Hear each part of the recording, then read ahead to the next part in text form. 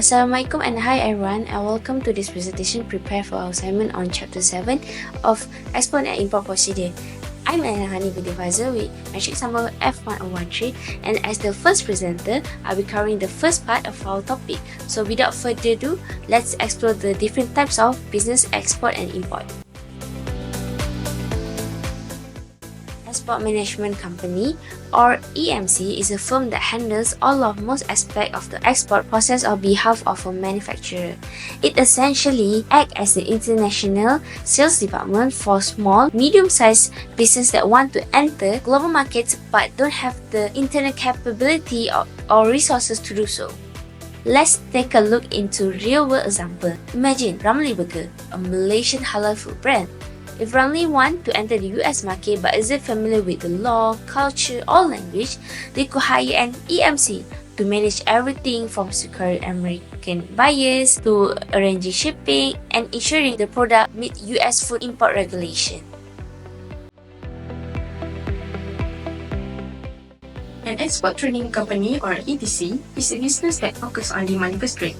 Instead of working directly for manufacturers, ETCs begin by identifying what is in demand in the foreign market, and then they source their product from any supplier who can meet the criteria.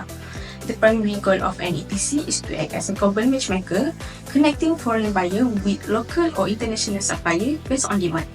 Unlike EMCs, ETCs often own the goods they export, meaning they buy in bulk from suppliers and then resell to international clients. What makes ETC powerful is their market-driven approach. They don't wait for a manufacturer to come to them. Instead, they are proactive scanning global trends, monitoring shift in consumer behavior, and responding to spikes in demand. Mitsui & Company Limited, a Japanese conglomerate, operates as one of the largest and most diverse ETCs in the world. They export everything from food and machinery to chemicals and technology, often by leveraging their network of international buyers and sellers. Now, picture this. Demand for halal certificate snack is growing in Middle Eastern countries, and ETC like Mitsui might source those snacks from several nation brands, perhaps Mami or Mashef, and distribute them across supermarkets in Dubai or Riyadh. The focus isn't on who makes the product, but rather on meeting market demand quickly and efficiently. An import-export merchant is the most independent and flexible model among the three. This type of trader buys goods directly from manufacturer in one country and sell them in another without representing any third party. They own the product, which means they take full financial responsibility. This model carries the higher risk but also the highest potential reward, because the merchant control pricing, marketing, and the sales strategy. Let's say I am an export merchant, for example. I brought product from 99 Speedmart. Then I repackage and sell them through e-commerce platform like eBay, Shopping Channel, or even Alibaba. I'm fully in charge of setting the price, choosing my target market, and managing the branding strategy. Since I'm not tied into any specific manufacturer or buyer, I take all the risk myself, whether it's unsold stock, shipping delays, or custom issues. Alright, so now that we have learned about the type of export and import businesses, let's put all that knowledge to work. Let's pretend we are entrepreneurs for a moment and we have decided to start and export businesses. What are we doing? Export halal snacks from Malaysia to Japan. Japan's halal market is growing and we have know that products like Mami Monster could be a hit in Japan. The first step to getting started is to secure the business order. Without an order, there is no business. So the key here is to validate the video demand for your product. In our case, we are exporting halal certificate snacks from Malaysia to Japan, where the demand for halal foods product is growing. Our first move will be to identify potential buyers. It could include retailer, wholesaler, or online platform in Japan that cater to halal consumer. A great way to get started is by using B2B platforms such as Alibaba. This platform allows us to connect with Japanese buyers who are looking for halal certificate products. Once we reach out these buyers and share product samples, the goal is to build interest. If a buyer expresses a serious intent to place an order, we are ready to move forward with product selection and pricing. With the business order secured, it's time to select the right product to export. This step is about aligning your product with the need of the market. Since we are focusing on Japan, we know that Japanese consumers are particularly disclaiming about food quality and packaging. The product we choose must meet these expectations. After carefully considerations, we decided to export Mami Monster biscuits, a halal certificate snacks popular in Malaysia. It's an ideal choice for the Japanese market because of the child-friendly packaging, affordable price, and most importantly, its halal certification. A key factor is ensuring that Muslim consumers in Japan feel confident purchasing the product. But before committing, we need to ensure that the product is a good fit. This means testing the market. We might consider using social media to gather feedback from Japanese consumers or even engage with Japanese Muslim communities to understand whether our product is well received. Now that we have selected the product, it is time to find a reliable supplier.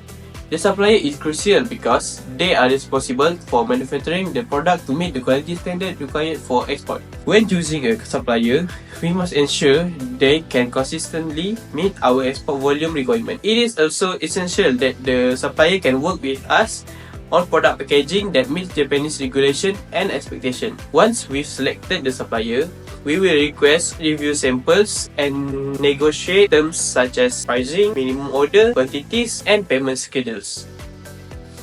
Pricing your product is a balancing act. On one hand, you need to ensure that your price is competitive, but on the other hand, you also need to make sure that you are covering costs and generating a profit. In our case, Mami Monster biscuits needs to be priced for the Japanese market, where consumers are willing to pay a premium for quality, halal certified product. To determine the right price, we will need to factor in several things. Cost of production. This includes the supplier packaging cost and any customization required to meet Japanese standards. After calculating all these costs, we can set a price that ensures a healthy profit margin while also remaining competitive in the market.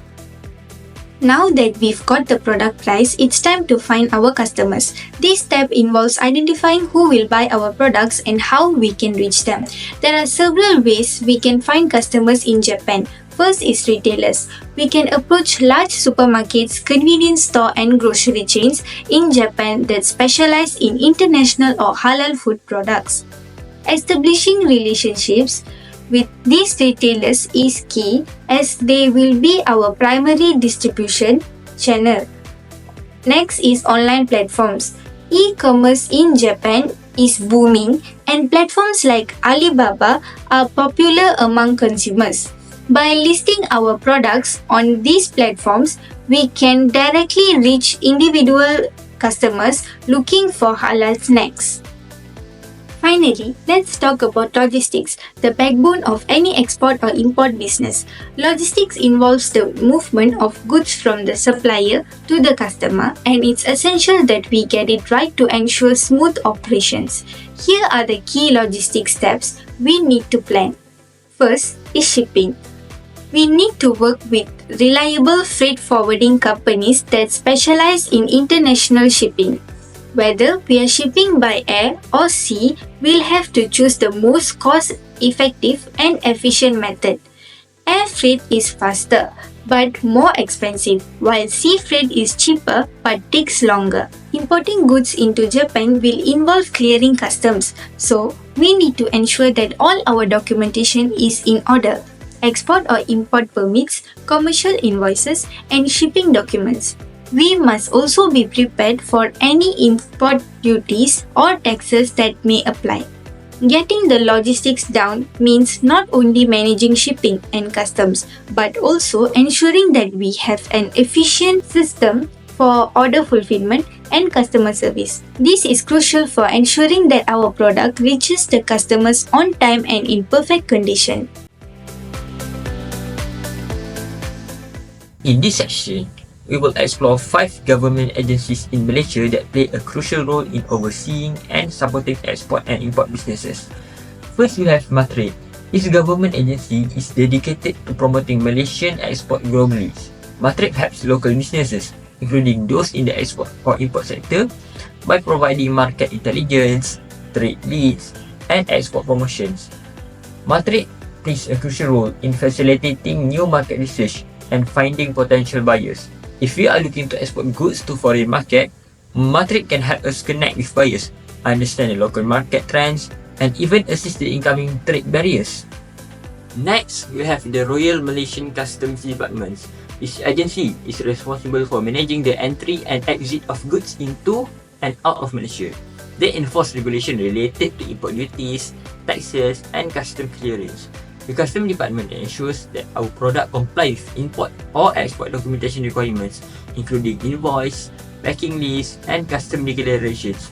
They also provide support to ensure our goods meets the necessary tariffs classification and complies with the international trade laws.